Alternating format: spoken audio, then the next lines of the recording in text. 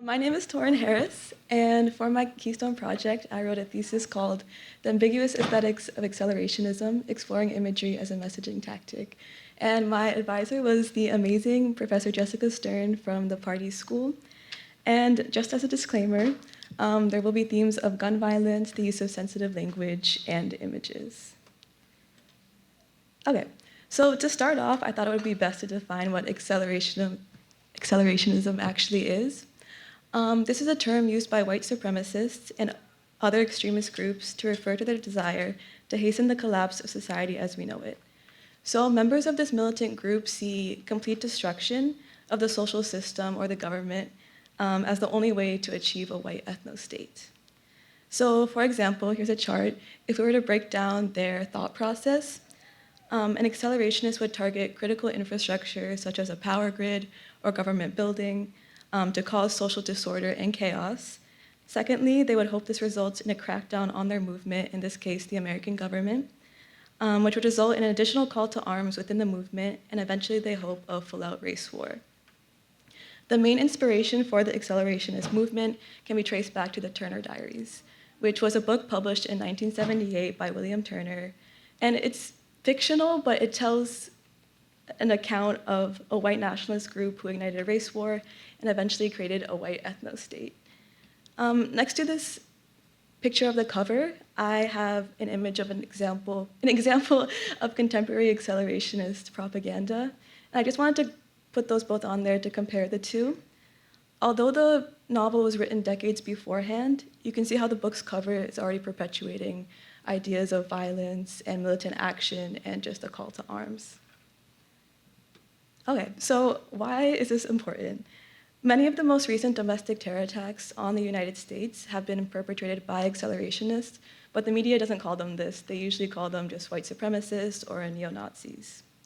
So for example, Dylann Roof is one of the most prominent figures within the American movement, and he fits your classic depiction of a white supremacist in the media. He is a disillusioned white man in his 20s, who found his allies on online forums and participated in neo-Nazi image boards.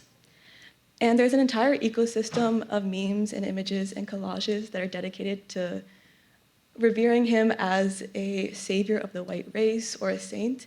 So here you can see him depicted as a saint with a GoPro that he filmed his attack on and a neo-Nazi symbol. In the most recent accelerationist attack, Solomon Henderson opened fire at Antioch High School on January 22nd of this year. He was also an accelerationist who was engaging in the same neo-Nazi image boards as Dylann Roof. However, where things get different is that Solomon Henderson was actually African American.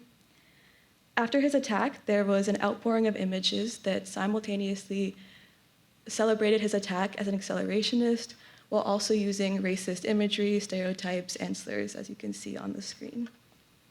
So this made me think, if non-white people are engaging in accelerationist image boards, what is so enticing about these pictures and the messages that they're conveying? So in order to explain this more, my research was guided by one specific question. Does the visual culture of the American accelerationist movement demonstrate a consistent ideology, or is it driven instead by branding, fandom-like dynamics, and ideological collaging?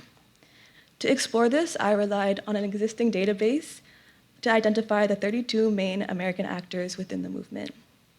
Accelerationists are known to primarily use 4chan as a way to communicate because of its anonymous nature. So I plugged in each of these 32 actors into a 4chan archive database under the image filter, where I then observed certain motifs in their visual culture. So here I have a list of the 5 main actors with the most image results on 4chan. And at the top, we once again see Dylann Roof, who had a total of just over 2,000 images that invoked his name. So after spending far too much time looking through these visuals, it does seem that the aesthetics of accelerationism seem to be gravitating towards 3 main trends as a result of our nation's political climate. So the trends that I found to be emerging are, number 1, the co-optation of non-traditional imagery, 2, the use of gamification and satire, and 3, the depiction of accelerationists as religious saints. So from left to right, we first have a collage of the jihadist flag with accelerationist symbols. The Arabic script on the upper half of the image is lifted directly from the Syrian branch of Al-Qaeda, specifically Jabha al-Nusra, and reads as, "There's no God but Allah, and Muhammad is Allah's messenger." But in complete contrast, the bottom half of the image is a symbol of the Skull Mask Network, which is an accelerationist and neo-Nazi group. And so here we just see like the complete ideological clashing of these two groups. They are simultaneously praising jihadi violence while being openly Islamophobic and carrying out very violent anti-Arab attacks. So second, we have a mimetic remix of the Clash of Clans characters for pro-KKK messaging. The gamification of violence, people say, is used to lower the barrier of participation in extremism. Basically, that means that images such as these are used to show extremists, like, hey, if you can kill in a video game, you have the complete capability to carry out massacres in real life as well.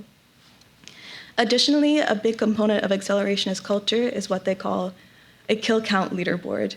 So in their world, this means that if you have killed enough people and therefore racked up enough of a high score, you can be promoted to saint level, is what they call it. So this leads us to our final trend, which is saint culture. Here is an edit of Ryan Palmater, an accelerationist who murdered 3 people in 2023, and here he is depicted as Jesus. Around his neck is the neo-Nazi symbol called the Black Sun, which is pretty recognizable by all white supremacists and neo-Nazis, but it often flies under the radar for the public, the media, and mediators on 4chan and other social media. We already saw this saint trend with Dylan Roof a little bit, but this shows just how prominent saint culture is within the accelerationist movement and their dependence on visual culture. So that was a lot of morbid information and images, but I want to leave you with some more hopeful content. Throughout my research, I have found that accelerationists do not have a single ideology that unites their acts and instead use images as a way to legitimize their arbitrary beliefs.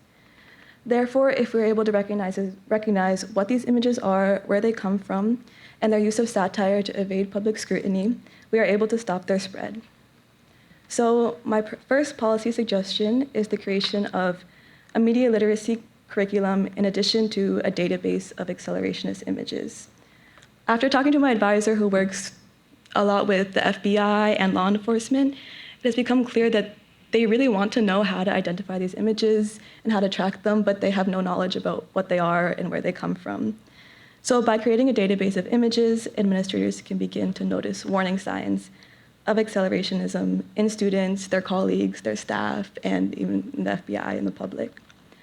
On the more legal side, I suggested that the US reform Section 230, which is the law that removes liability from social media platforms such as 4chan. And it removes liability in the case of an attack or if they use those platforms to organize an attack. And I strongly believe that law cases or policy changes should always be accompanied by community-level initiatives. So I suggest that they take a more public health approach to fight against accelerationism.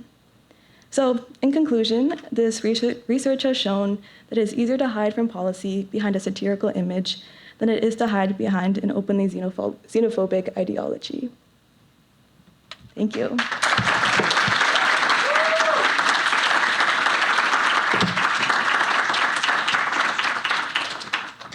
Great presentation, thank you. I was going to ask, you said you went through a lot of photos or images about this topic, Yeah. and I'm very disturbed by only 3. So I want to know how you felt while you were going through those pictures or images, and how you made sure that your mental health was okay after going through all those databases, I guess. So everyone asks me this, like even my parents, they love to ask me this. Basically, like obviously it's very disturbing, but after looking at all these images, it kind of makes me realize how just baseless their lack of ideology is. Like they are not united behind one idea. They're united by like a fandom. Like I tried to explain to someone as Comic-Con, like people all go to Comic-Con, they don't share political beliefs, they don't share the same ethics, but they're united by like wanting to present themselves a certain way through visuals. So yeah, it's hard, but like I'm glad it's over. So yeah. I have a question about the book you mentioned, the Turner Yeah. Diaries. Was that intended as something to promote this accelerationism, or was it like co-opted by this movement? It was completely co-opted. Like they tried to use it as like proof that accelerationism has always existed, but it hasn't. They have actually a book list of like required reading for accelerationists, and this is at the top of the list. So they completely co-opted it. Yeah.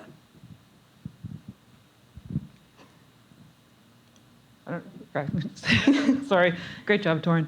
I'm going to ask you a flavor of question I already asked you in class because it occurred to me. I asked you about how AI is maybe accelerating the amount of images you can find online, but what you were just saying about the needs from the government and law enforcement, is there much of a push to use AI to learn to automatically identify these so somebody like you doesn't have to go through and look at them? Yeah, there's a lot of the sources I used use like software to identify images, but the problem that they said with that is that it's hard to recognize tone in images. There's a lot of research on the linguistics of accelerationism, but not so much the tone because it uses a lot of satire, and AI is not well equipped to work with that yet. So, yeah. Hi. My question is, how would you prevent someone from going down the accelerationist pipeline? Or do you know where it starts? Wow. Well, right before this presentation, 4chan actually got hacked after like 10 years of existence, so that was crazy timing. I think spending a lot of time and resources addressing the creation of platforms instead of individual cases, I think would be helpful. Because right now people are trying, like law enforcement is trying to like pick up specifically on individuals who may be at a higher risk of being radicalized. But I think if we get rid of the platform and have it better moderated, then the risk just falls completely. So that was sort of one of my questions. What is the public health approach that you're advocating? And then the other is in encouraging the FBI to recognize images. I think we've seen our MS-13 tattoos debacle with such a law enforcement approach. So I'm just wondering if you want to comment on that. Yeah, for the public health approach, I took a class with my advisor, and we had a speaker. I think he worked for Moonshot, which is like one of the anti-accelerationism groups in America. But basically, they're trying to approach it as like a community illness and addressing it like more restoratively rather than like through policy, which I think is always, a good element of policy initiatives. What was the other question? Recognizing. So I know some people in our current administration actually have neo-Nazi tattoos or accelerationist tattoos. I think those kind of speak for themselves. I don't know how to address that exactly. I think that's just like a symptom of a greater issue in America. But yeah, I think it's important for people to be able to recognize these because they fly under the radar. And you might even see them on social media because I know I have. Yeah. All right, fantastic job, Torin.